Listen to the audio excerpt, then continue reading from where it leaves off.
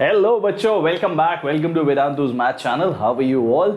उम्मीद करता हूँ that everybody is in a good health. और बाय द टाइम तुम ये लेक्चर देख रहे होंगे ऑलरेडी हमारे देश का फेस्टिवल सीजन जो है उसकी ऑलमोस्ट शुरुआत हो चुकी है।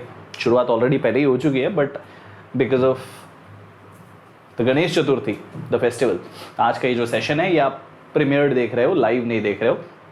हाँ, बाय द वे, क्योंकि सेशन चतुर्थी से पहले रिकॉर्ड हो रहा है तो बैकग्राउंड में आपको बहुत बार बीच में हो सकता है कि ढोल और नगाड़ों की आवाज़ आए। Reason being, as you all know that I live in Mumbai and Mumbai happens to be the hub of the Ganpati festival.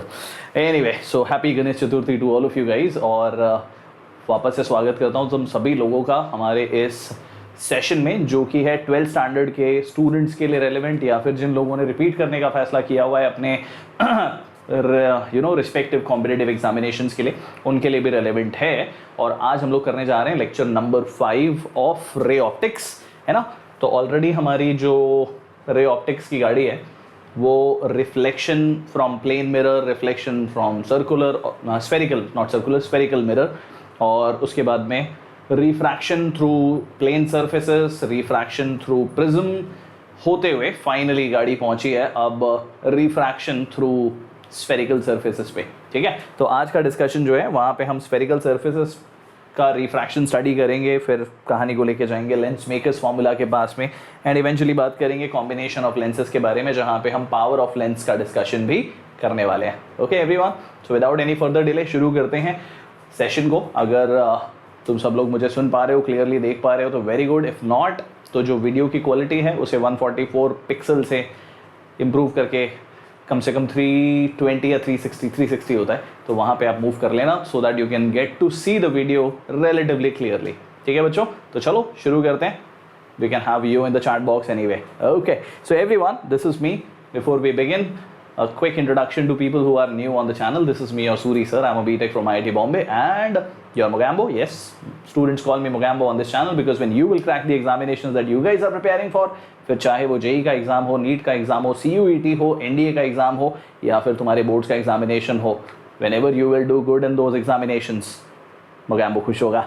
Okay, so बच्चों, नीडलेस टू से, अगर चैनल पे नए हो तो सब्सक्राइब करना, बेल आइकॉन को प्रेस करना so that you get the notification of all the sessions. Very rarely I do premiere videos, I prefer going live.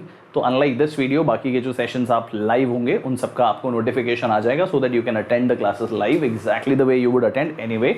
Okay, उसके अलावा हाँ, right hand thumb rule of YouTube कहता हूँ मैं इसे, वीडियो को लाइक कर देना if you guys enjoy today session, या लगता है कि कहीं भी कुछ ज्ञानवर्धक मिला, कुछ ऐसा समझ में आया जो अदरवाइज नहीं समझ में आ रहा था खुद से, या क्लासेस जहाँ पे पढ़ते हो वहाँ पे, या फिर स्कूल में, तो डेफिनेटली एक लाइक तो बनता है in that case. Okay, and yes, if you think that it is going to be worth to your friends who are preparing for the same examination as yours, feel free to share because sharing is caring. Okay, तो चलो मित्रों शुरू करते हैं without any more further delay आज का session number 5 of ray optics. Okay, तो चलो भाई पेन उठाया जाए, आगे बढ़ा जाए। तो लेक्चर नंबर 5, जैसा कि मैंने कहा, it is about refraction through curved surfaces. Okay, तो सबसे पहले रिफ्रैक्शन थ्रू कर्व्ड सर्फेसेस का जब डिस्कशन कर रहे हैं तो पहले एक खास बात मैं आप लोगों को बता दूं कि I do not know who this guy is, मुझे नहीं मालूम ये कौन है।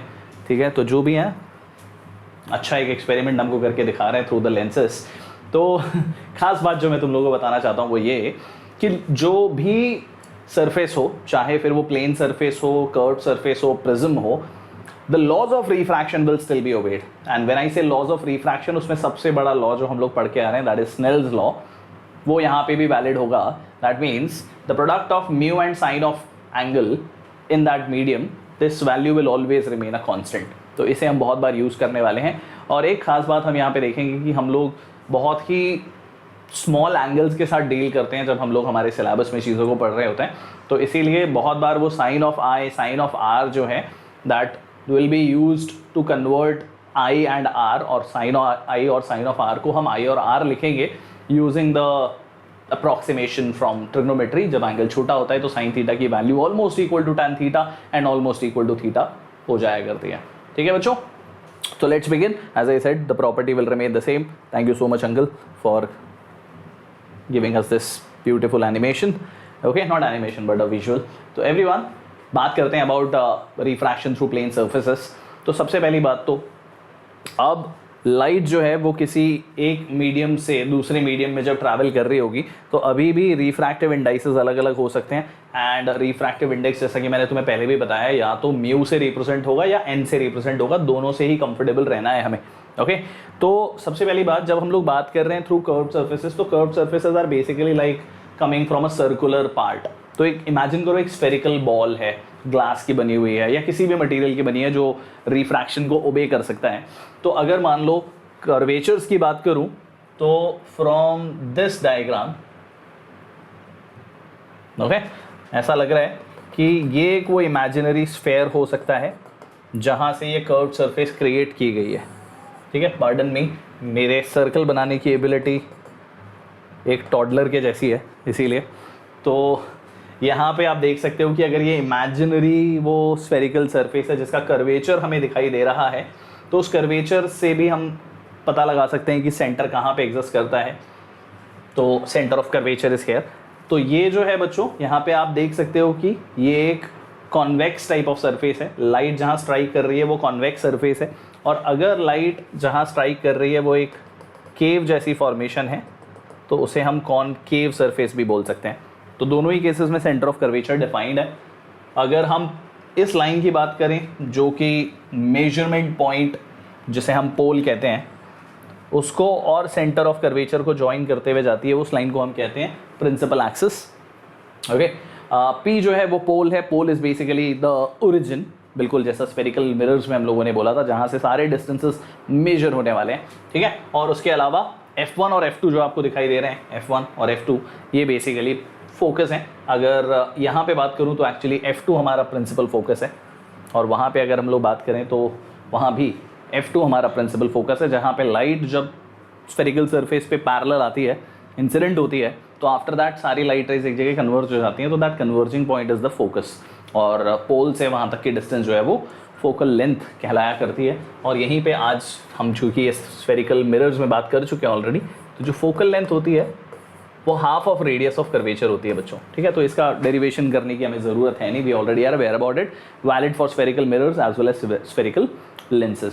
ओके जनता, कूल। उसके अलावा the sign conventions will remain more और less the same, in fact entirely same. अगर मान लो लाइट राइट साइड पे ट्रैवल करके जा रही है फ्रॉम द ऑब्जेक्ट, तो लाइट के ट्रैवलिंग का direction will be treated positive, और लाइट से अपोजिट डायरेक्शन में अगर आप मूव करोगे तो वो नेगेटिव डायरेक्शन हो जाएगा। सेम वे यहाँ पे भी। तो एक खास बात आप देख सकते हो कि अगर मैं कॉन्वेक्स सरफेस के फोकल लेंथ को चेक करूं तो फोकल लेंथ का मेजरमेंट राइट हैंड साइड पे होने वाला है। तो जो फोकल लेंथ है कॉन्वेक्स सरफेस के लिए वो पॉजिटिव आने वाली है, और आगे जाके ये कॉन्वेक्स लेंस के लिए भी हमारा फंडामेंटल बनेगा। और यहाँ पे हम बात करें तो लाइट जा रही है राइट हैंड साइड पे, so that is your positive direction, और नेगेटिव डायरेक्शन जो है वो अपोजिट है। तो आपको पोल से फोकस पे आने के लिए लेफ्ट साइड ट्रैवल करना है, which tells you that the focal length is going to be negative for a concave surface. तो सेम वे में आगे जाके आप देखोगे कि कॉन्वेक्स लेंस जो होता है उसके लिए जो फोकल लेंथ होगी, प्रिंसिपल फोकस की जो फोकल लेंथ होगी वो पॉजिटिव होगी, और इन जनरल उसे हम पॉजिटिव फोकल लेंथ वाला लेंस बोलेंगे, और उसकी पावर पॉजिटिव आएगी। तो और पॉजिटिव पावर आने का मतलब है कि वो ऑब्जेक्ट्स को मैग्नीफाई करके दिखाएगा। अगर हम बात करेंगे कॉनकेव लेंसेज के बारे में तो उनकी फोकल लेंथ नेगेटिव होगी, मतलब पावर नेगेटिव होगी। पावर नेगेटिव होने का मतलब है कि ऑब्जेक्ट को डीमैग्नीफाई करके दिखाया जाएगा। Object will appear relatively smaller in the form of the image when the light will be passing through the concave lens. Okay, तो चलो आगे बढ़ते हैं और एक फॉर्मूला डिराइव करने की कोशिश करते हैं, which is about the correlation between the object location, image location, the radius of curvature and the value of refractive indices of the two mediums. तो हमें यहाँ पे दिखाई दे रहा है ये mu1 है, ये mu2 है। So mu2 is basically the medium in which the light is going to go after it is passing through mu1. 99% of the cases में mu1 is going to be air और vacuum यानी 1, और mu2 की value जो भी होगी वो accordingly हमें यूज़ करनी होगी। तो ऑब्जेक्ट की जो लोकेशन है वो u है, इमेज जो फाइनली बन रही है वो v है, रेडियस ऑफ कर्वेचर r है, और यहाँ पे एक और पॉइंट है p dash, such that p और p डैश के बीच का गैप जो है वो नेग्लिजिबल है। तो आप एक्चुअली p डैश को p ट्रीट कर सकते हो, such that o m p dash and o m p are more और less forming the same triangle, और I should rather put it this way, OP and OP dash का value almost same है, ठीक है बच्चों। तो P और P dash overlapping points हैं ऑलमोस्ट, ये मान के चलेंगे, ठीक है। तो यहाँ पे हमें सबसे पहली बात तो रे, अगर बात करूँ इमेज फॉर्म करने के लिए तो एक मिनिमम 2 रेज की ज़रूरत होती है। आई hope that everybody remembers that.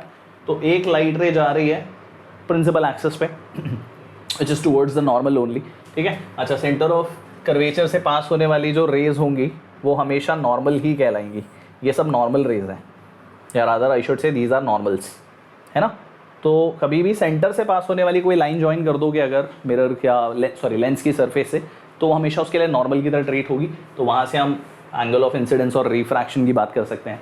तो तुम देख सकते हो कि एक सेंटर से पास होने वाली जो लाइट है, एक लाइन है, वो कर्व सरफेस को टच जब कर रही है तो ये नॉर्मल की तरह बिहेव कर रही है। By the way C P is also normal, C N is also normal. तो एक लाइट रे चली जाती है अलॉन्ग द नॉर्मल, तो बिना रिफ्रैक्शन या रादर बिना किसी डिविएशन के it will pass through the principal axis. दूसरी लाइट रे हम यूज कर लेते हैं which goes from O to M, और एम पे ये एंगल सबटेंड हुआ θ1 which is the angle of incidence, और फिर ये μ1 में इंसिडेंस हुआ, यहाँ से लाइट रिफ्रैक्ट होके चली गई, θ2 एंगल बनाया with the normal which is Cn and it meets the principal axis at I। तो O से एक लाइट रे ऑलरेडी जा रही थी, एक N से I पे आ गई, तो I is the point of intersection, तो वहाँ पे एक रियल इमेज फॉर्म होती हुई दिख रही है, ओके हमें इन द रे डायग्राम। एक और खास बात, जो ऑब्जेक्ट से जाने वाली लाइट रे है OM, it is subtending an angle alpha, image तक जाने वाली light ray subtending an angle beta, both with principal axis, और जो नॉर्मल है it is subtending an angle beta, did I say beta there, so that is gamma angle. जो image तक जाने वाली लाइट रे है that is gamma angle subtending with it, okay, and beta angle is subtended by normal with the principal axis, okay, such that ये सारी light rays paraxial rays हैं। I hope you remember paraxial rays, ऐसी light rays जो principal axis के बहुत close होंगी, because aperture is very small and hence the value of alpha, beta and gamma, these are very small values. So we can say that alpha, beta, gamma are very small,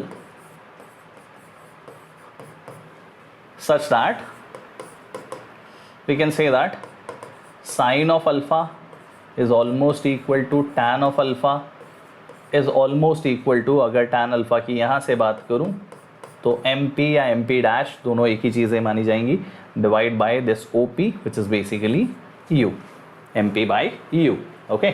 Similarly अगर मैं sin of beta की बात करूं तो that is almost equal to tan of beta, it is almost equal to M P by R, यहाँ से यहाँ तक का डिस्टेंस। एंड फाइनली अगर मैं साइन ऑफ गामा की बात करूं that will be almost equal to tan of gamma will be equal to M P by V, ठीक है, दैट्स वन थिंग। दूसरी चीज़, अगर हम ट्राइंगल ओ एम सी की बात करें, OMC है ना, तो यहाँ पे θ1 is the exterior angle, alpha and beta are the interior angles. So from there in triangle OMC we get θ1 as alpha plus beta, and in triangle CMI, okay, we can say that अब beta है exterior angle and I can see θ2 plus gamma, that means यहाँ से θ2 को हम लिख सकेंगे gamma beta minus gamma, ठीक है बच्चों। तो θ1 और θ2 in terms of alpha beta beta gamma हमें मिल चुके हैं। उम्मीद करता हूँ ये बात सबको समझ में आ रही है। तो अब हमें कुछ नहीं करना, अब हमें स्नेल्स लॉ लगाना है एट m। तो वहाँ पे स्नेल्स लॉ जब हम लगा रहे होंगे तो हम बोलेंगे μ1 sine of θ1 will be equal to μ2 sine of θ2, and you can say that this will be almost equal to μ1 θ1 and this is almost equal to μ2 θ2। ऐसा लिख सकते हैं हम इसे, because angles are very small. और अब तुम्हें क्या करना होगा, एक तो θ1 की वैल्यू उठा के वहाँ रखनी है, एक θ2 की वैल्यू उठा के वहाँ रखनी है और सिंप्लीफाई करते चले जाना है, और फाइनली अल्फा बीटा गामा की वैल्यू ये पुट करनी है so that we get the relation. तो मैंने आपको जस्ट पहले ही बता दिया है। और अब देखते हैं क्या हो रहा है। तो already μ1 sin θ1 μ2 sin θ2 that becomes μ1 θ1 μ2 θ2। Already θ1 और θ2 के बारे में बात हो चुकी है। तो I put the value here, यहाँ से हमने जो θ2 है उसे लिख दिया था beta minus gamma. So I put all θ1 and θ2 values as it is seen. तो यहाँ से θ1 इनफैक्ट यहाँ नहीं, हम पुट कर रहे हैं θ1 को यहाँ पे और θ2 को पुट कर रहे हैं यहाँ पे। Okay, so when we do that μ1 alpha plus beta आया θ1 की जगह पे और μ2 बीटा माइनस गामा आया। तो दोनों में μ1 और μ2 अंदर मल्टीप्लाई कर दिए हम लोगों ने, visible to all of you guys. इस इक्वेशन में θ1 की जगह अल्फ़ा प्लस बीटा आया तो μ1 alpha μ1 beta, you see this. Similarly θ2 की जगह बीटा माइनस गामा आया, सो μ2 बीटा माइनस μ2 गामा, तो भी आ गया। बीटा वाले टर्म्स को एक तरफ लेके आता हूँ, ओके, और μ2 को मैं लेफ्ट हैंड साइड पे लेके आ जाता हूँ। So μ1 alpha plus μ2 gamma is equal to μ2 minus μ1 into beta. And we already have the values of alpha beta and gamma? Yes we have, right. ये रहे हमारे अल्फ़ा बीटा गामा के value mp by u, mp by r, mp by v. Put up, तो put करता हूँ, alpha हो गया mp by minus u. Why minus u we are putting? क्योंकि p से जब हम डिस्टेंसेस मेजर कर रहे हैं बच्चों तो लेफ्ट साइड पे जाना इज नेगेटिव डायरेक्शन, राइट, क्योंकि ऑब्जेक्ट से लाइट राइट साइड जा रही है, तो ये हमारे लिए पॉजिटिव डायरेक्शन है। तो वहाँ मैंने मैग्नीट्यूड्स लिखे थे, अब प्रॉपर साइन कन्वेंशन के साथ पुट कर रहा हूँ। So μ1 mp by minus u, ये अल्फ़ा की वैल्यू पुट हो गई। गामा की वैल्यू mp बाई वी है, राइट हैंड साइड पे, इसीलिए वी पॉजिटिव है। और beta is mp by R, R भी राइट हैंड साइड पे पॉजिटिव है। तो तुम देख सकते हो μ2 माइनस μ1 बाई आर mp। तो यहाँ से mp थ्रू आउट कैंसिल हो रहा है and what we are getting is μ2 by v minus μ1 by u equal to μ2 minus μ1 by r. और यही है हमारे लिए बहुत बहुत बहुत इंपॉर्टेंट रिलेशन, क्योंकि इसी को यूज़ करते हुए हम आगे लेंस मेकर्स फॉर्मूला तक जाने वाले हैं। ठीक है बच्चों, तो कुछ किया नहीं, यहाँ से हम लोगों ने यहाँ तक सबको समझ में आया था। हमने θ1 की जगह पे पुट किया अल्फ़ा प्लस बीटा, θ2 की जगह पे पुट किया बीटा माइनस गामा, एक्सपैंड किया, बीटा के टर्म्स को एक तरफ कर दिया, अल्फ़ा और बीटा को, अल्फ़ा और गामा को दूसरी तरफ कर दिया और सिर्फ अल्फ़ा बीटा और गामा पुट कर दिए, सिंप्लीफाई कर दिया। हाँ, जब पुट किया तो हम लोगों ने ये वैल्यू यहाँ तो न्यूमेरिकली लिखी हुई है, without any sign convention, put करते समय साइन कन्वेंशंस का यूज़ किया है। सो अकॉर्डिंगली यहाँ पे mp bye minus you put हुआ अकॉर्डिंग टू द डायग्राम। ठीक है जनता, सुपर कूल, मिल गया हमें एक्सप्रेशन, तो वो तो हमें समझ में आया। अब बात करते हैं about the lateral magnifications. Of course, जैसे स्फेरिकल मिरर मैग्नीफाई करता था ऑब्जेक्ट को इमेज के कंपैरिजन में, इमेज को ऑब्जेक्ट के कंपैरिजन में, बिल्कुल वैसे ही यहाँ पे रिफ्रैक्शन जब होगा तो स्फेरिकल सर्फेसेस भी मैग्नीफाई करेंगी। So when due to refraction there will be a certain magnification in the image size, we call it the lateral magnification. तो यू सी दैट अगर ऑब्जेक्ट की हाइट HO है और इमेज की height HI है, तो how do we define magnification? I am sure magnification क्या है ये सबको याद ही होगा, height of image by height of object बोलते हैं हम इसे। तो यहाँ पे हम लोग दोनों ट्राइंगल्स के लिए छोटे एंगल्स मानते हुए इसको ट्रीट करते हैं और पता लगा लेते हैं। तो as I said, tan of i sine of i almost equal to i, tan of r sine of r almost equal to r है। तो अगर मैं tan ऑफ आर को यहाँ से लिखने की कोशिश करूँ तो वो वैल्यू हो जाएगी HI by v. So HI by v, और एंगल बहुत छोटा होने की वजह से we can say it is r which is equal to HI by V. Similarly, tan of I is almost equal to I and that value is HO by U. So HO by U is the angle of incidence. अब तुम apply करोगे Snell's law, तो μ1 sin I equal to μ2 sin R, angles छोटे हैं इसीलिए μ1 I equal to μ2 R। यहाँ से rearrange करके मैं R by I को लिख सकता हूँ μ1 by μ2।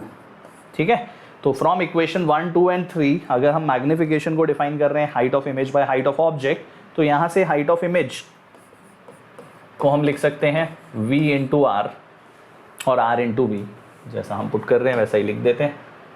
So r into v, and height of object को हम लिख सकते हैं i इंटू यू, दोनों पुट कर दिए। तो r बाई वी का वैल्यू जो है वो आप यहाँ पुट कर दो, जो मैंने एरो से पहले भी दिखाया ही हुआ है। ओके एवरीवन, तो जब पुट किया तो r बाई आई की जगह पे μ1 बाई μ2 आ गया। And this is what looks like your final expression for the lateral magnification. Again, another important result for us. This comes out to be mu1v by mu2u through a spherical surface. जहाँ पे light जिस medium से चली है वो mu1 है, जहाँ refraction के बाद गई है वो mu2 है. तो mu1 into v by mu2 into u is the relation for magnification और lateral magnification. ठीक है everyone? Superb, बहुत बढ़िया. तो चलो अब चलते हैं डिस्कशन को लेके. डोंट वरी, एक साथ प्रॉब्लम सॉल्विंग भी करेंगे बहुत सारी. फिलहाल हम जा रहे हैं towards the discussion of lenses. और लेंस जो है बच्चों, उसको हम एक्चुअली इमेजिन कर सकते हैं दो अलग अलग स्फेयर से डिफरेंट कॉम्बिनेशन से बनने वाले एक ऑप्टिकल डिवाइस को. तो what is a lens? Lens is basically a uniform refracting medium bounded by two spherical surfaces. As I said, दो स्फेरिकल सर्फेसेस के कॉम्बिनेशन से बनने वाला एक पार्ट ऑफ दो सर्फेसेस है जिसे हम लेंस बोलते हैं. और ये भी बोल सकते हैं one spherical and another one can be planar also. So lens are mainly of two type, convergent and divergent. अगर कन्वर्जेंट लेंस की बात करें तो वो कॉन्वेक्स टाइप ऑफ लेंस होंगे. डाइवर्जेंट की बात करें तो कॉनकेव टाइप ऑफ लेंस होंगे. सबसे पहले जो दो आपको दिखाई दे रहे हैं वही हमारे सबसे बड़े सुपर हीरोज़ हैं, डबल कॉन्वेक्स लेंस और by convex lens. Double concave lens और बाई कॉनकेव लेंस, दोनों में जो रेडियस ऑफ कर्वेचर है वो सेम भी हो सकता है, डिफरेंट भी हो सकता है. ठीक है, अगेन 90% ऑफ द केसेस में हमें सेम मिलेगा, अलग होगा तो वैल्यूज पता होंगी, अकॉर्डिंगली विल यूज दैट. ठीक है जनता. उसके अलावा ये है एक प्लेन सरफेस और एक स्फेरिकल सरफेस से मिलकर बना हुआ एक लेंस जिसे हम प्लेनो कॉन्वेक्स बोलते हैं. यहाँ पे वही प्लेनो कॉनकेव बन जाता है. उधर आप देखोगे तो कॉनकेवो कॉन्वेक्स लेंस है, मतलब पहले लाइट कहाँ टच कर रही है वो केव है. ठीक है, तो लाइट पहले यहाँ टच कर रही है, दैट्स अ केव सरफेस, इसलिए कॉनकेवो कॉन्वेक्स हो गया. और यहाँ पे अगर आप बात करोगे तो पहले लाइट कॉन्वेक्स सरफेस को टच कर रही है, इसीलिए कॉन्वेक्सो कॉनकेव हो गया वो. तो वो कॉनकेवो कॉन्वेक्स लेंस, ये कॉन्वेक्सो कॉनकेव लेंस हो गया. ठीक है everybody, hope everybody is clear with these. ठीक है, एक बात मैं स्पेशली आप लोगों को बताना चाहता हूँ. अगर हम से कॉन्वेक्स लेंस को ही देख लें तो कॉन्वेक्स लेंस जिन दो स्फेरिकल सरफेस से मिलके बना है, उसमें अगर ये सरफेस पे लाइट पहले आती है, जिस भी सरफेस पे पहले लाइट आएगी उस सरफेस को 1 और दूसरी सरफेस को 2 बोला जाता है. और ऐसे में बच्चों जो सेंटर ऑफ कर्वेचर हम डिफाइन करते हैं या प्रिंसिपल फोकस डिफाइन करेंगे वो बेसिकली यहाँ पे है. तो बेसिकली ये R1 है और इस तरफ मेजरमेंट हो रहा है R2 का. ठीक है, तो जहाँ लाइट पहले स्ट्राइक करेगी उसे हम सरफेस 1 बोलते हैं और उसका फोकस जो है वो प्रिंसिपल फोकस कहलाता है. तो यहाँ तुम देख सकते हो लाइट राइट साइड जा रही है, वो पॉजिटिव डायरेक्शन है, R1 राइट हैंड साइड है, F1 राइट हैंड साइड है, इसीलिए पॉजिटिव फोकल लेंथ है. और यहाँ बात करेंगे अगर हम, तो this is actually getting formed out of two spherical surfaces in such a way, अगर लाइट पहले स्ट्राइक कर रही है यहाँ, तो ये फर्स्ट है और ये सेकेंड है. तो यहाँ पे आप खुद देख सकते हो कि पहली सरफेस के लिए सेंटर ऑफ कर्वेचर यहाँ है, तो R1 जो है वो नेगेटिव बनेगी, लेफ्ट साइड पे जाना पड़ रहा है हमें. ठीक है जनता, सुपर्ब, वेरी नाइस. तो इमेज फॉर्मेशन की अगर बात करूँ, और अगर आप मेरे क्लासेस रेगुलरली अटेंड कर रहे हो तो आपको जो स्फेरिकल मिरर्स की इमेज फॉर्मेशन का डिस्कशन था बिल्कुल वही आपको यहाँ पे कॉन्सेप्चुअली मिलने वाला है. कॉन्वेक्स लेंस के केस में टोटल 6 केसेस बनेंगे, कॉनकेव लेंस के केस में 2 केसेस बनेंगे. और उसमें भी अगर कॉन्वेक्स जो कि ज़्यादा केसेस वाला सिचुएशन वाला लेंस है तो उसमें पहले ऑब्जेक्ट रहेगा इन्फिनिटी पे, वहाँ से आएगा समवेयर इन्फिनिटी और सेंटर ऑफ कर्वेचर के बीच में, फिर सेंटर ऑफ कर्वेचर पे आ जाएगा, फिर सेंटर ऑफ कर्वेचर और फोकस के बीच में आ जाएगा, फिर फोकस पे ऑब्जेक्ट आ जाएगा. यहाँ तक सारी इमेजेस जो बन रही होंगी वो रियल होंगी. इसके बाद फोकस और पोल के बीच में रख दोगे तो जो इमेज बनेगी वो वर्चुअल हो जाएगी. याद आ रहा होगा कुछ ना कुछ. ठीक है, कॉनकेव लेंस के बारे में बात करेंगे तो 2 ही केसेस होंगे, एक जब ऑब्जेक्ट इन्फिनिटी पे रखा है और एक somewhere in the finite zone रखा होगा. तो देखते जाओ, खुद ही समझ जाओगे. ऑब्जेक्ट रखा है इन्फिनिटी पे, इमेज बन रही है फोकस पे और वो अपना प्रिंसिपल फोकस है, पॉजिटिव फोकल लेंथ है. जो इमेज बनेगी वो पॉइंट साइज होगी, हाईली डिमिनिश्ड होगी, रियल और इन्वर्टेड होगी. रियल इसलिए होगी क्योंकि it is physical intersection of the light rays, and whenever the real image is formed we call it to be inverted also. ठीक है, अगर हम बात करें between infinity and centre of curvature, ठीक है, ये बेसिकली सेंटर ऑफ कर्वेचर की बात हो रही है. तो जो इमेज बन रही है वो between focus and centre of curvature बनती है on the other side. Okay, 2f is basically और सेंटर ऑफ कर्वेचर. इमेज बन रही है डिमिनिश्ड, रियल है, इन्वर्टेड है. अगर बात करते हैं सेंटर ऑफ कर्वेचर पे तो सेम साइज की इमेज बनने वाली है. ऑब्जेक्ट जहाँ रखा है वो भी सेंटर ऑफ कर्वेचर, इमेज जहाँ बन रही है वो भी सेंटर ऑफ कर्वेचर, और लाइट रेस के फॉर्मेशन के जो रूल्स हैं वो भी वैसे ही हैं अभी भी। Parallel light after refraction passes through focus, any light ray that is passing through focus after refraction will go parallel. Pole पे इंसिडेंट लाइट बिना किसी रिफ्रैक्शन, बिना किसी डिविएशन के चली जाती है। तो तुम देख सकते हो सेंटर ऑफ कर्वेचर पे अगर रखा तो सेंटर ऑफ कर्वेचर पे ही बना, सेम साइज का बना, रियल और इन्वर्टेड बना। अब सेंटर ऑफ कर्वेचर और फोकस के बीच पे रख दिया, बिटवीन F एंड C1, तो ऐसे में इमेज बनेगी बिटवीन इन्फिनिटी एंड C2, तो बिटवीन बियॉन्ड F2 यानी कि बियॉन्ड C2 और somewhere between infinity and C2। अब इमेज मैग्नीफाई होने लग जाएगी। तो पहले तुमने देखा बहुत छोटी इमेज थी, very very small, little small, equisized, magnified बन गई। अब अभी भी रियल और इन्वर्टेड ही है, ठीक है everyone. Between F and 2F, वहाँ पे डायग्राम का करेक्शन करना होगा बच्चों, मैं उसे करेक्ट कर देता हूँ आप लोगों के लिए, ओके। अरे this is not the colour we need.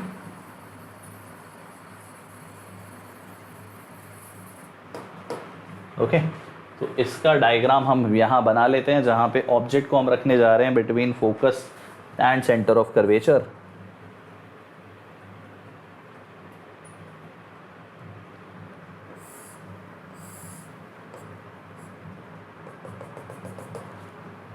तो अगर मान लो ये सेंटर ऑफ कर्वेचर है C1 और ये है आपके लिए F1, तो ऑब्जेक्ट हमने रखा यहाँ कहीं पे, ओके। और इमेज क्योंकि मैग्नीफाई होने वाली है तो ऑब्जेक्ट को बहुत बड़ा नहीं बनाते, ऐसा कुछ है। एक लाइट रे जाएगी पैरेलल और आफ्टर रिफ्रैक्शन जाएगी प्रिंसिपल एक्सिस, सॉरी फोकस से पास होके। दूसरी लाइट रे जाएगी डायरेक्टली बिना किसी डिविएशन के चली गई, तो ये हमारी इमेज बन गई, ओके। तो समवेयर हियर, ये तो फोकस है फॉर श्योर F2 और ये है C2, तो somewhere between infinity and C2, beyond C2 बन गई हमारी इमेज, राइट एवरीबॉडी।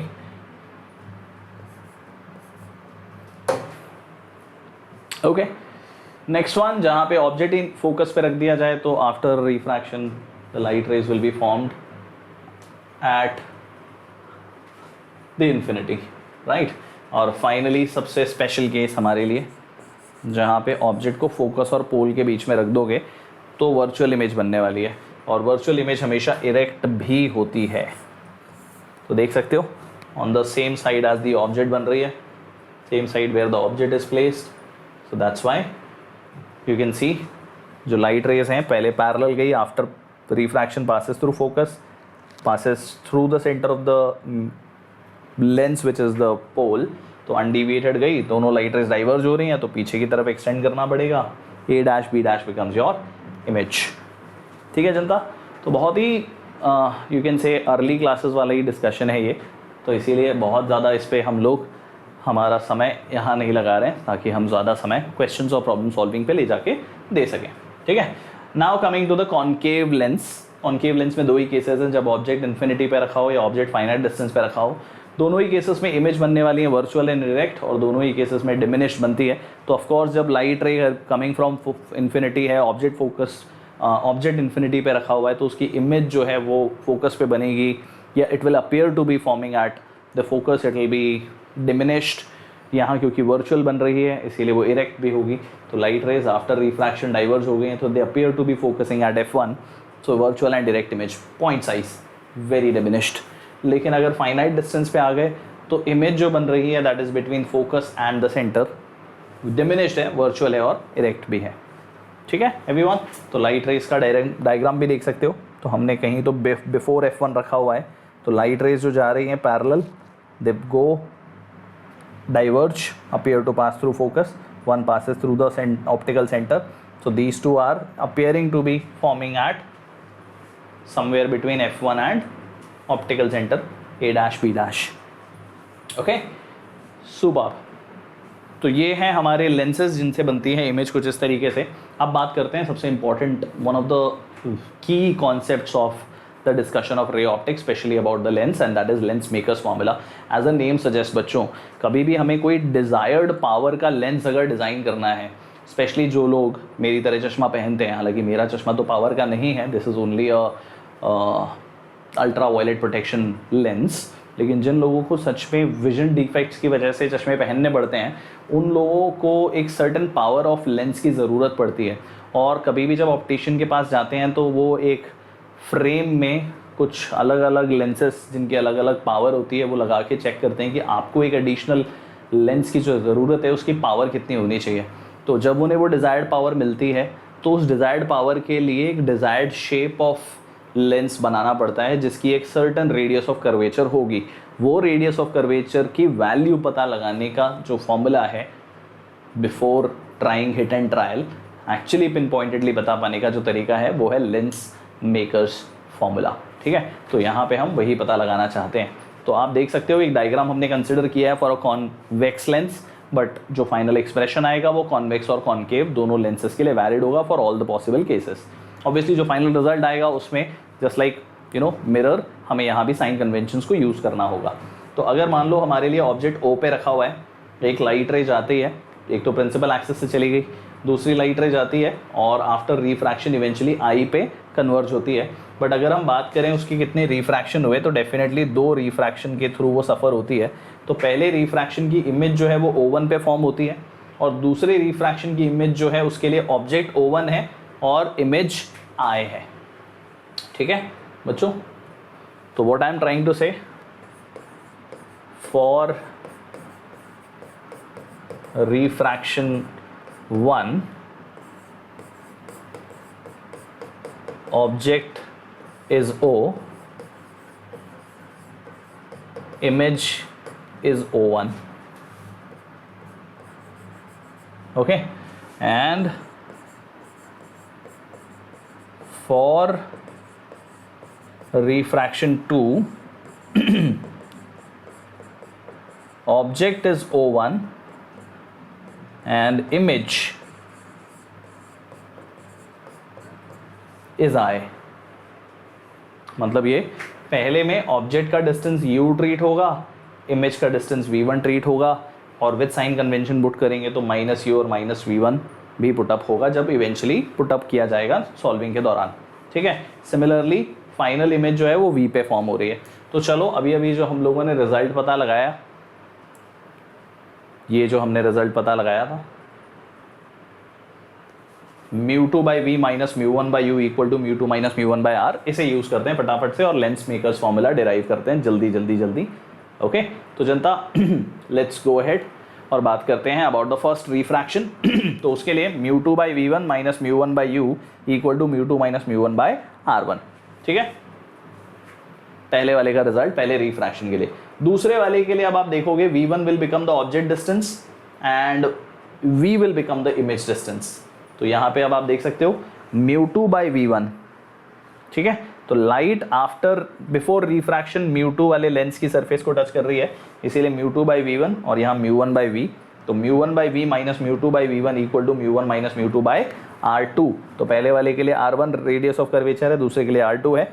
और हमेशा ये μ2 माइनस μ1 जो है लाइट कहाँ से कहाँ जा रही है तो final minus initial refractive index लिखा जाएगा। ठीक है, मतलब ये mu final minus mu initial लिखा हुआ है और ये हमेशा इमेज और ये ऑब्जेक्ट, तो इमेज और ऑब्जेक्ट के लिए लिख दिया। ये दोनों ही इक्वेशन को हम यूज़ कर रहे हैं और इन दोनों इक्वेशन को अब हम लोग करने जा रहे हैं ऐड। तो दोनों को ऐड जब करते हैं बच्चों तो ये दोनों कैंसिल आउट हो जाते हैं and I am left with μ1 by v minus μ1 by u। तो μ1 taken common, right hand side पे μ2 माइनस μ1 है या μ1 माइनस μ2 है तो यहाँ से माइनस कॉमन ले लूँगा, तो μ2 माइनस μ1 कॉमन लेके 1/r1 माइनस 1/r2 लिख सकता हूँ। So u1 rather μ1 goes on the right hand side and gets divided. तो ये μ2 by μ1 μ1 by μ1 जब है तो μ1 कैंसिल होके 1 बच गया, μ2 by μ1 बच गया। You have final result as 1 by v minus 1 by u equal to μ2 by μ1 minus 1 into 1/r1 minus 1/r2। ये जो वैल्यू है इसमें बहुत बार μ1 की वैल्यू, यानी कि जब ऑब्जेक्ट की बात करूं तो object might be present in air, तो μ1 का value many times 90 to 95% of the time 1 लिया जाएगा। अदरवाइज गिवन वैल्यू होगी कि अगर मान लो लेंस जो है वो वाटर में रखा है तो वाटर का refractive index will be μ1।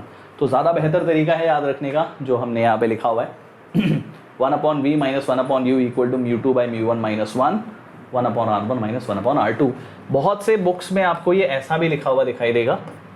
Okay, तो वो क्या लिखा होगा, ये लिखा हुआ मिलेगा आपको mu lens by mu surroundings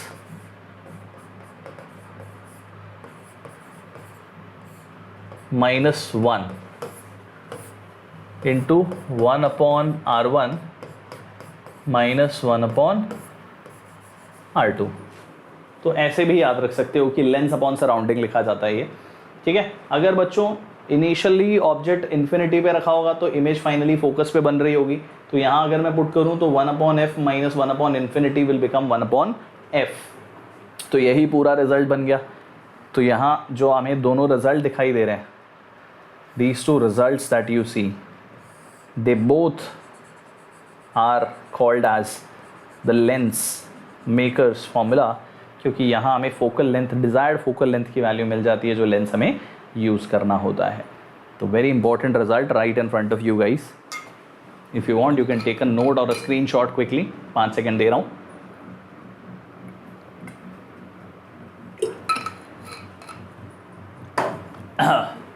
okay बच्चों, तो ये दोनों रिजल्ट हमने देख लिए।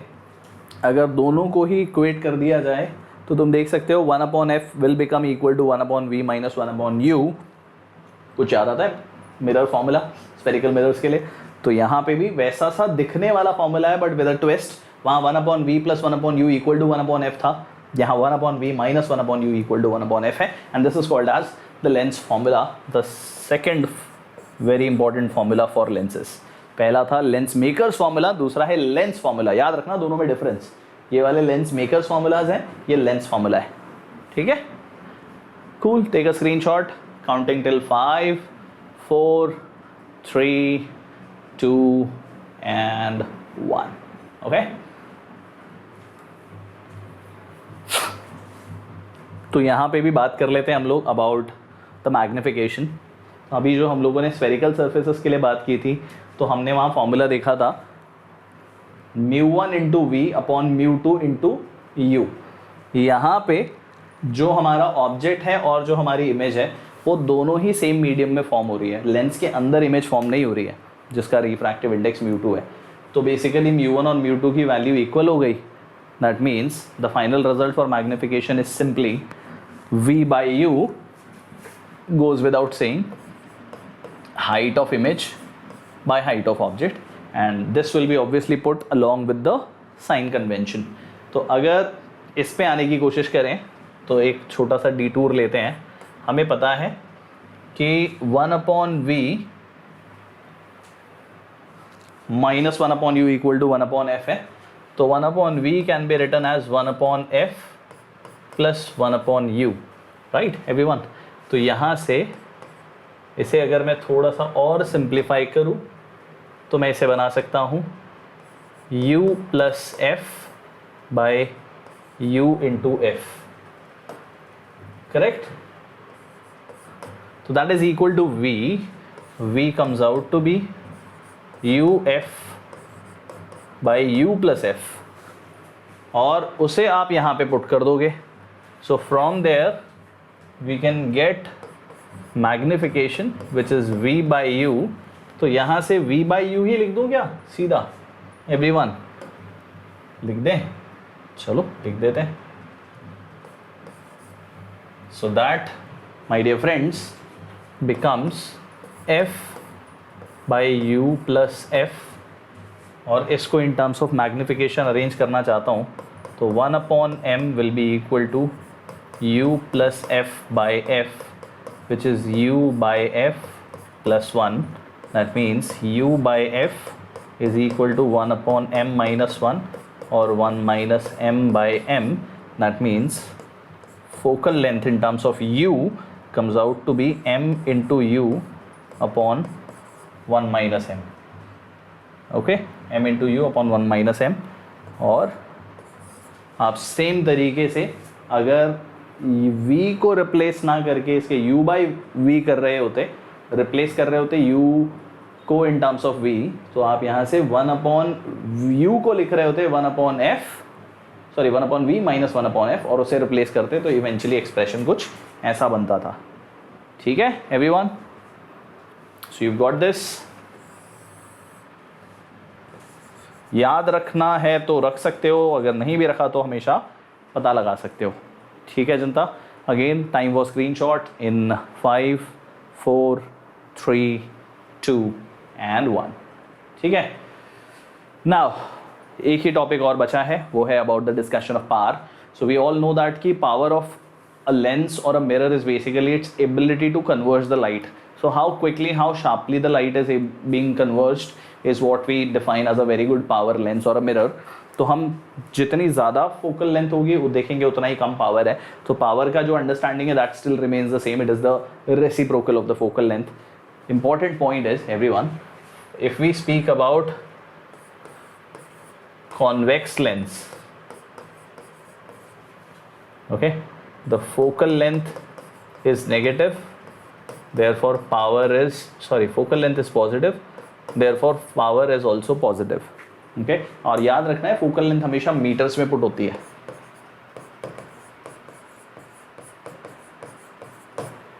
तो पावर डायोप्टर्स में आती है। सिमिलरली जब हम कॉनकेव लेंस के बारे में बात करेंगे जनता, तो फोकल लेंथ होती है नेगेटिव एंड देयरफॉर पावर भी होती है नेगेटिव। पॉजिटिव पावर का मतलब होगा कन्वर्जिंग लेंस, नेगेटिव पावर का मतलब होगा डाइवर्जिंग लेंस।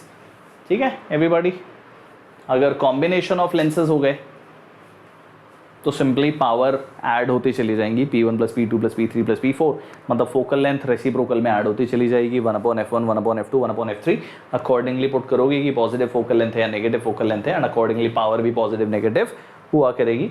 मैग्निफिकेशन जो है वो मल्टीप्लाई होते चले जाएंगे। ठीक है जनता, superb, very nice. So I hope that everybody understands, because now we finally arrive to some quiz questions. ठीक है जनता, cool, so let's go and talk about the very first question। यहाँ पे हमें बोला गया है a convex lens of power 2 diopters, this is diopter, and a concave lens of focal length 40 centimeters are kept in contact, find the power of combination first। तो obviously combination की power जो है वो P1 + P2 है, तो पहले वाले की पावर तो 2 diopters है। अब क्योंकि ये concave lens है that means नेगेटिव पावर है, तो इसे मैं लिख दूंगा +1/- 40 सेंटीमीटर है, उसे मीटर में कन्वर्ट कर दिया। ठीक है, आई होप तुम लोग कंफ्यूज नहीं हो रहे हो। ये लिखा हुआ है 1/f2, सो 2 + 100/- 40, तो ये हो जाता है 2 - 2.5, दैट मीन्स पावर आती है -0.5 dioptres.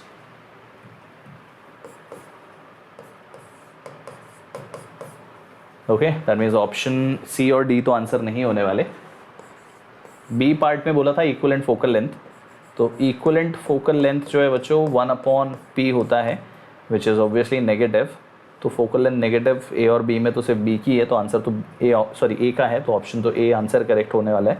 So this comes out to be 1/0.5 which is -2 metres और -200 सेंटीमीटर्स। ओके जनता, सिंपल है, right, very nice.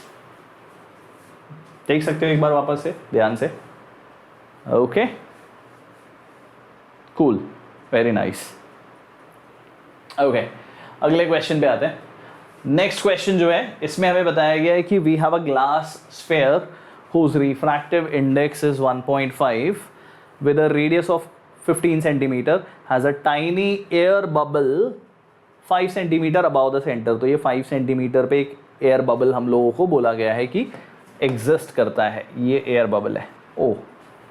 Okay, and the sphere is viewed looking down about the extended radius, मतलब हम यहाँ पे हमारा ऑब्जर्वर है। Very nice. तो ऑब्जेक्ट यहाँ पे है तो लाइट ऊपर जाने वाली है, तो that is of course the positive direction, object से ऊपर की तरफ, negative direction opposite side. And of course you are measuring this from the pole, तो P हमारा पोल है क्वेश्चन में हमें बोला गया है what is the apparent depth of the bubble below the surface of the sphere, यानी कि what is the location of the image which is formed by it. तो ऑफ कोर्स स्फेरिकल सरफेस वाला situation है, तो हम use करेंगे μ2 by v minus μ1 by u equal to μ2 minus μ1 by r. तो देख सकते हो बच्चों, पोल से रेडियस ऑफ कर्वेचर का मेजरमेंट नीचे, ऑब्जेक्ट का डिस्टेंस नीचे, इमेज तो हम लोग पता लगाएंगे। तो μ2 is where the light is going after the refraction, that means light after refraction air में जा रही है, तो 1 v हमें पता लगाना है। μ1 is where the light ray is getting incident from, तो μ1 इज म्यू, दैट मीन्स 1.5। और ऑब्जेक्ट के लिए मुझे नीचे की तरफ आना है, तो downward direction measurement is negative. So put करूंगा मैं, अगर ये टोटल 15 है और ये 5 है, 15 is R radius of curvature हमें बताया गया है। ओके, तो ऑब्जेक्ट का डिस्टेंस हो जाता है -10। Okay, and this becomes 1 minus 1.5, radius of curvature भी नेगेटिव, दैट इज -15। तो ये -0.5 by -15 is 0.5 by 15, right everyone. और ये हो गया यहाँ से देखेंगे अगर, तो 1/v is equal to 0.5 by 15, और ये माइनस माइनस प्लस हुआ था, वापस माइनस हो जाएगा, दिस बिकम्स -1.5 बाई 10। तो अगर LCM की बात करें तो LCM comes out to be 30, इसको 3 से मल्टीप्लाई करूँगा तो 1.5, इसे 2 से मल्टीप्लाई करूँगा तो 3 divide by 30, that means it is -1.5 by 30। तो V जो है वैसे तो इसी तरफ आ रहा है, वर्चुअल इमेज बनने वाली है। V comes out to be -30 by 1.5, but none of the options are in terms of the sign convention, सिर्फ हमें मैग्नीट्यूड पूछा है। तो इसे जब सिंप्लीफाई करोगे बच्चों तो ये वैल्यू आने वाली है -8.57 सेंटीमीटर्स। सिंप्लीफाई करने पर the value will come out nearly the same. 3/2 वाला वैल्यू अगर पुट कर दूँ तो दैट इज कैंसल आउट करने पर this value will come out to be close to that. Okay everybody, cool? Okay, yes, that's the answer that we are getting. Moving on to the next one, similar lines पे है question. One end of a long glass rod whose refractive index is 1.5 is formed. Do you guys want to see this? Maybe एक बार और देख सकते हो सभी लोग। हमने सिर्फ जो refraction through the curved surface है उसके फॉर्मूले को प्रॉपरली अप्लाई किया and we got the answer. Okay, Janata?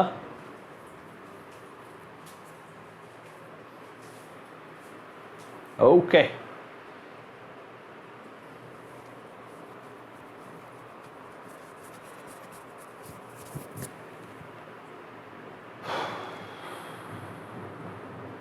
Okay, everybody, let's move on. So one end of a long glass rod whose refractive index is 1.5 is formed into a convex surface of radius 6 centimeters. Okay, mu दिया है, radius of curvature दिया है, convex surface है, object is positioned in air along the axis of the rod. Find the image position corresponding to the object distance of 20 centimeter. तो अगर ऐसे सोचा जाए तो पोल से हमारा जो ऑब्जेक्ट है वो यहाँ कहीं है, तो ये u है, this direction is negative, this direction is positive, looks like this is center of curvature, तो ये radius of curvature है जो पॉजिटिव ट्रीट होने वाला है।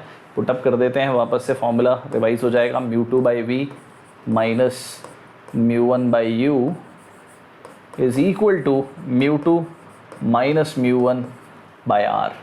ओके, तो μ2 जो है वो जहाँ पे लाइट जा रही है that is 1.5 by v minus μ1 जहाँ ऑब्जेक्ट, जहाँ से लाइट आ रही है, and object is positioned at -20। Why -20 everyone? Sign convention के अकॉर्डिंग हमें पोल से लेफ्ट साइड जाना पड़ता है in order to measure the location of object, ठीक है, is equal to 1.5 minus 1 by r, r उस साइड पे है, तो रेडियस ऑफ कर्वेचर हमें 6 सेंटीमीटर दिया है, पुटअप कर दिया हम लोगों ने. So this is 1.5 by v, ये माइनस माइनस प्लस हुआ था, वहाँ जाएगा फिर से माइनस होगा. So this is 0.5 by 6 minus 1 by 20. This is what we are getting everybody. Okay, तो ये मुझे दिख रहा है कि ये 5 बाई 60 माइनस 1 बाई 20 हुआ, यानी कि 5 माइनस 3 बाई 60 हो गया, विच मेक्स इट 2 बाई 60 और 1 बाई 30. सो v का वैल्यू आ जाता है बच्चों 1.5 मल्टीप्लाइड बाई 30 और 3 by 2 multiplied by 30, which comes out to be 45 centimeters. Okay, Chinta? That's the answer that we are getting here. Once again, answer comes out to be option C this time. Okay? Cool, everyone? Okay, चलो next one. बहुत questions हैं अभी और करने के लिए. यहाँ बोला है a parallel beam of light enters a clear plastic bead of 2.5 centimeter in diameter and the index is 1.44. At what point beyond the bead are these rays brought to focus? तो ऑब्जेक्ट जो है वो infinity पे है, image जो है वो कहाँ बन रही है हमें पता लगाना है, और हमें बताया गया है कि refractive index of the glass is 1.44. तो can I say that u value तो माइनस इन्फिनिटी हो गया, v वैल्यू हम पता लगाना चाहते हैं, और radius of curvature is half of diameter, मतलब 1.25 सेंटीमीटर्स हो गया. So if I put as v μ2 by v minus μ1 by u equal to μ2 minus μ1 by r, तो μ2 will be put as 1.44 by v minus μ1 तो 1 है but ये minus infinity है, तो this entire thing becomes 0. This is 1.44 minus 1 divide by radius of curvature which is 1.25 which is 0.44 by 1.25. तो बच्चों v का value आने वाला है 1.44 मल्टीप्लाइड बाई 1.25 डिवाइड बाई 0.44.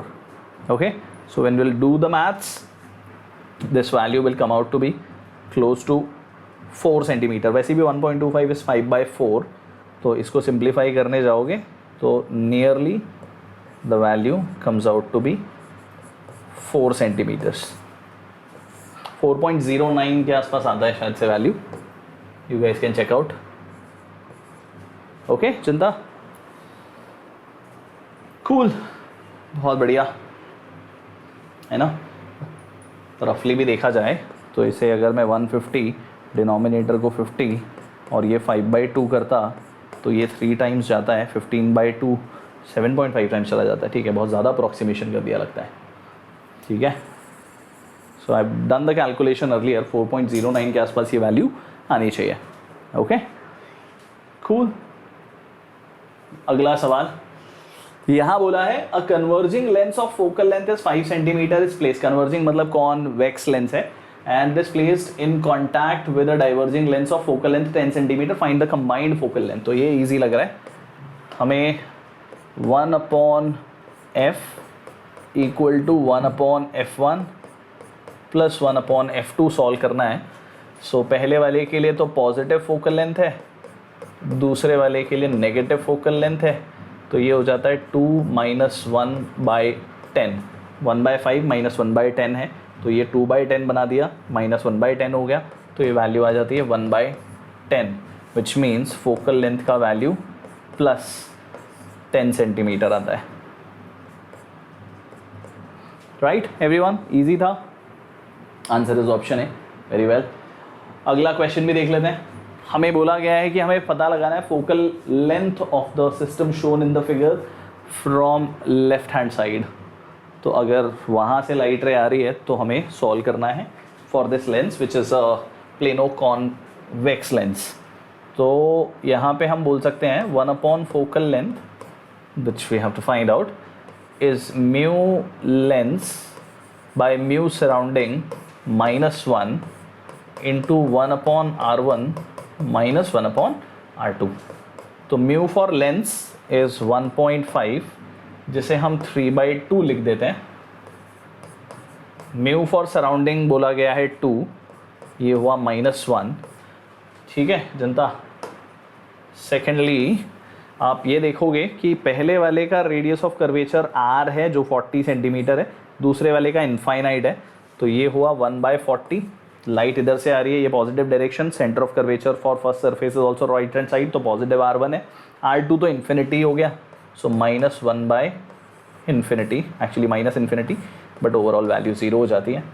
तो ये हुआ 3/4 -1, that means -1/4 into 1/40 minus 1/160, that means focal length का वैल्यू -160 सेंटीमीटर बनता है. ओके चिंता. Answer comes out to be option D here. Have a look, एक बार ध्यान से देख सकते हो.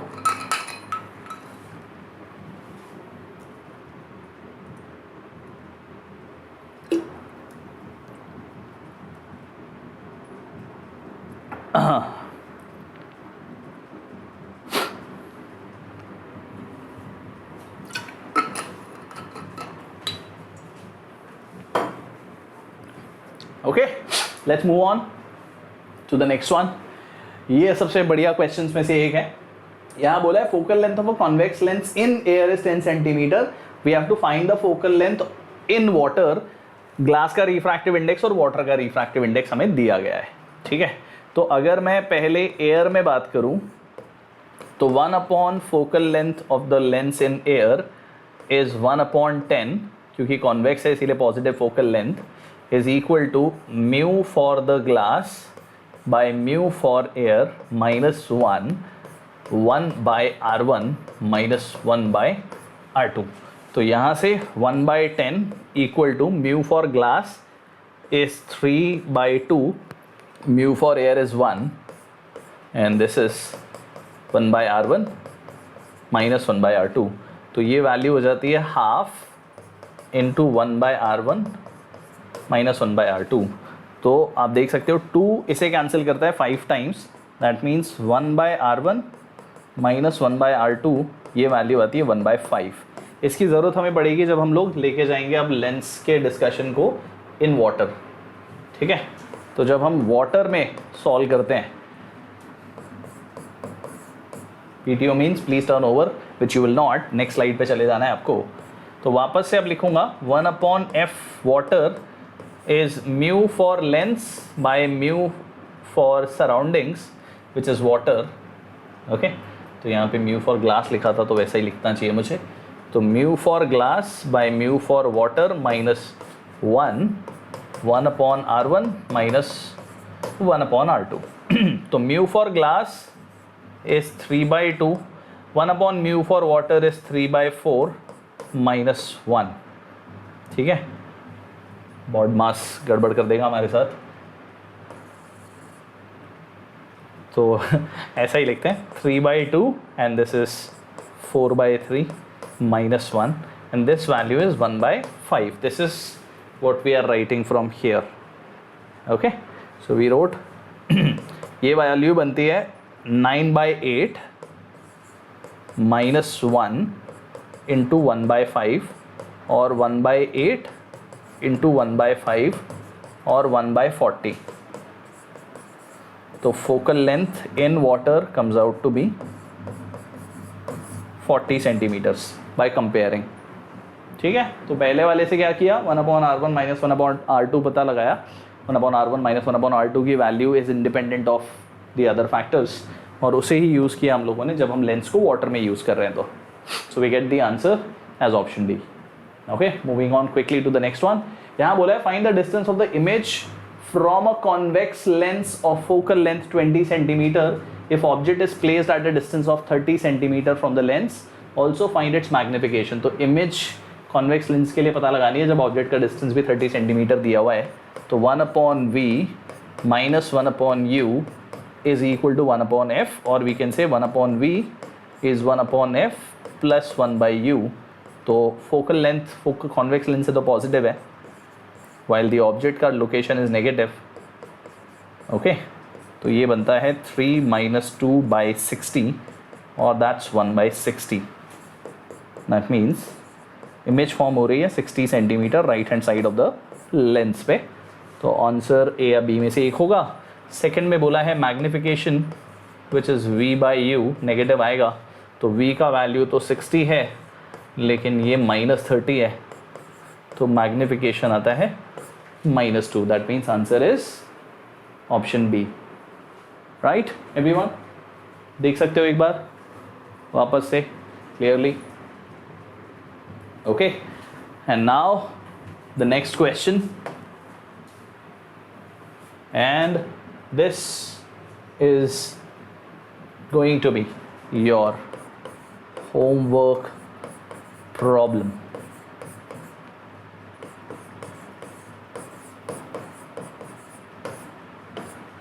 ओके चिंता, तो फोकल लेंथ हमें दोनों लेंसेज की दी हुई है. हमें बताया भी है कि focal length for convex lenses 20 centimetre and for concave lens it is 40 centimetre. Just a second ना, डायग्राम में हमें 30 सेंटीमीटर, अच्छा ऑब्जेक्ट का लोकेशन है तो ये ऑब्जेक्ट है. हमें ये बताया गया है कि इसका फोकल लेंथ इसका focal length f1 is 20 centimetre और इसका फोकल लेंथ 40 सेंटीमीटर है. दूसरे वाले के लिए नेगेटिव पुट होगा ऑफ कोर्स. ऑब्जेक्ट रखा हुआ है 30 सेंटीमीटर पे यहाँ पे, और इन दोनों के बीच का डिस्टेंस 40 सेंटीमीटर ही है. मतलब ये जो लेंस है, लेंस नंबर 2, उसके फोकस पे ही f1 रखा हुआ है, ऐसा बोल सकते हो. क्वेश्चन में पूछा है find the position of the final image.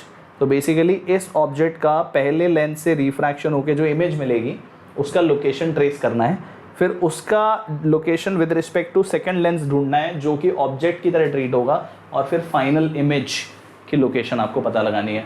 ठीक है, तो I M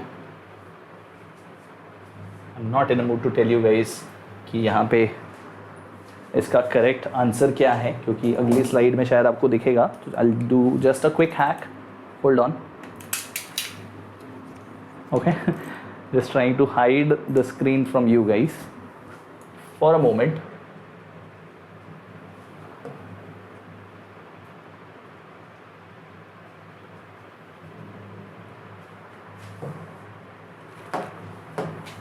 Okay, everybody. Now you guys can see back the screen, right? Clearly visible. So do try and tell me what's the answer that you are getting in the comment box of this video. For more practice, of course, तुम्हें मिलेंगे और सवाल solve करने के लिए free of cost of course, और उसका link available है डिस्क्रिप्शन बॉक्स में in the form of we quiz DPP. The first link that you will find below the video is for you to try and do the practice. ठीक है जनता, उसके अलावा बहुत regularly अगर मेरे batch में आके पढ़ना चाहते हो तो वो पॉसिबिलिटी भी है विद वेदांतु. और भी ज़्यादा पर्सनलाइज्ड अटेंशन और भी ज़्यादा क्लोज ग्रुप में अगर मुझसे पढ़ना चाहते हो, सीखना चाहते हो, तो बिल्कुल वो पॉसिबल है. And that is in the form of our AI live batch, जहाँ पे this is me who is going to teach you physics, your captain and your friend, तुम्हारे दोस्त मोहित सर. ये हैं जो तुम्हारे केमिस्ट्री के टीचर्स हैं, और मैथमेटिक्स के लिए तुम्हारे भाई Arvind Kalia sir is going to be your class teacher. Okay, sorry master teacher. So everybody, ये एक इंग्लिश बैच है, हिंदी प्लस इंग्लिश.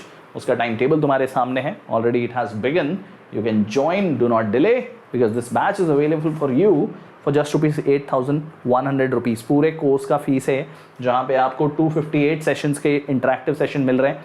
हमारे सेशंस की रिकॉर्डिंग और क्लास टीचर्स जो हैं वो आपके लाइव डाउट सॉल्विंग करते हैं. You get the Tatva booklet PDF, you get your access to the videos till the time you appear for JEE main, and 258 assignments for each session that you attend. अगर आपने कोई session miss किया तो of course आप recording देखते हो. And this entire thing is available to you for just ₹8,100. कहाँ मिलेगा हमें इसका link? Description box of this video में. ओके चिंता, सो उम्मीद करता हूँ आज का सेशन पसंद आया होगा. मैंने स्टार्टिंग में भी कहा था सेशन को एंड तक देखना, समझने की कोशिश करना. अगर हाँ, by the end of it now you think this is worth your time, then do give it a thumbs up, like करना, अपने मित्रों के साथ शेयर करना, as I said sharing is caring, okay. और चैनल पे नए हो तो सब्सक्राइब भी कर सकते हो, so that whenever Mogambo is coming on the channel you get the notification, okay. So everybody next time मिलेंगे लाइव लेक्चर नंबर 6 के साथ, करेंगे इस रे ऑप्टिक्स के चैप्टर को कंटिन्यू। तब तक के लिए take care, bye bye, love you all, जय हिंद।